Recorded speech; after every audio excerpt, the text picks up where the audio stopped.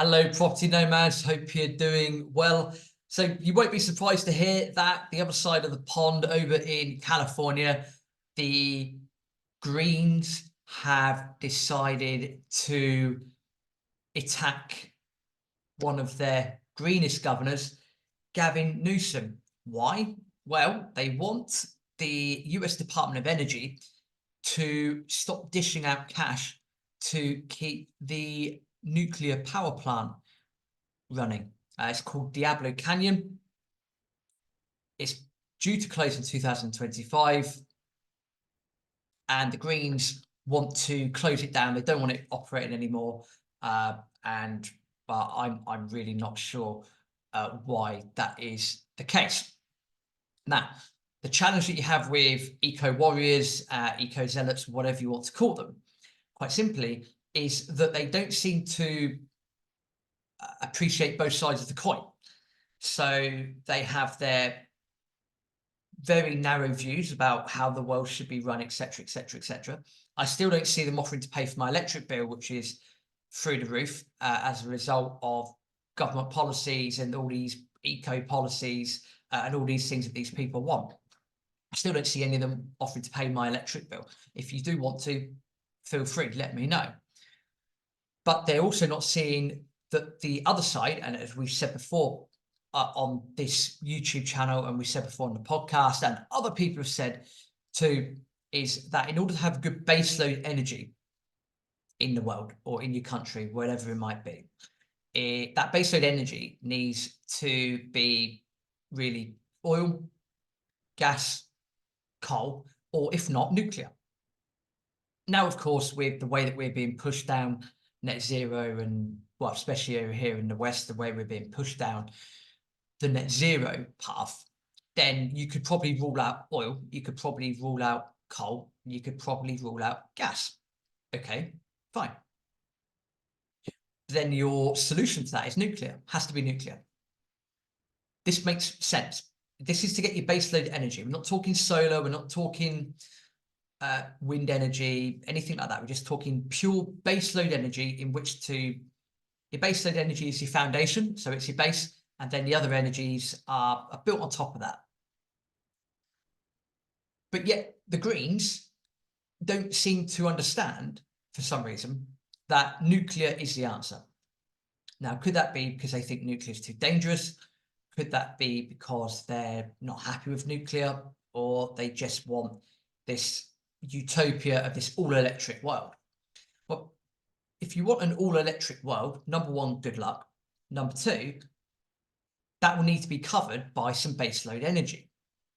Again, if you don't want oil and you don't want gas and you don't want coal, okay, then the answer is nuclear. But then when the same people push onto the fact that they don't want nuclear, then, I mean, there really is no solution. Okay, there have been some nuclear fission, I think it is, and I'm sure there's all sorts of these scientific experiments that are going through, that are happening, that, you know, geothermal energy and all of this sort of stuff, but they're going to be years and years and years, maybe decades away from being useful, shall we say. So you go back to the same argument. If you don't want oil, you don't want gas, and you don't want coal, it's got to be nuclear. But then if you don't want nuclear, so you have none of the four, what do you want? And this is where this sort of stuff makes me laugh. Well, let me just share my screen and just go through this article, because this really did make me laugh. So this came from Zero Hedge a little while ago, and say no more gas, no more oil, no more coal. Friends of the Earth launched a campaign against one of the greenest governors yet, Gavin Newsom. We covered all of that. And what Gavin Newsom said last year was that, and I quote, "The Diablo Canyon power plant is important to support energy reliability as we accelerate progress towards achieving our clean energy and climate goals," end quote. Well, that's absolutely fine. There's nothing wrong with that. I don't agree with pretty much anything that California does, given what I read. But when it does say that the Diablo Canyon supplies apparently nearly a tenth of California's electricity. That's quite a decent amount. That sounds like a good, okay baseload energy to start. They need more of that. But the Friends of the Earth claim, and again I quote, the environmental impacts on extending the lifespan of this aging power plant at this point in time have not been adequately addressed or disclosed to the public. End quote. So this is where people really need to get a grips and have an understanding of energy, how it works, and what's going on. Because these same people, Friends of the Earth, these greenies, they're saying, well, hang on a minute, there's extending the lifespan of this power plant is bad because these environmental impacts have not been addressed. Okay, fine. Then what would you like California to do? Would you like California to import more oil and resources? Now, if they do that, then think about all those emissions from those ships. Not good. If you don't want nuclear and you want to stop more nuclear plants being built as well, then do you want oil? No, don't want oil. Gas? No, don't want gas. Coal? The situation almost becomes laughable because I'm not in the mind of Friends of the Earth and things like that, but you've got to get to the stage where people need to sit around the table and actually talk about getting from A to B properly. Because if you want your emissions to reduce and you want to go down that eco-zealot route, then yeah, okay, there'll be a case where, as always, with time, with anything, we could get better at doing some things. And if we could become more energy efficient without having it screw ourselves up, then yeah, I think most people would be for that. I think most people would hold your hands up and go, yeah, do you know what? I'm up for that. That sounds like that's a good idea. But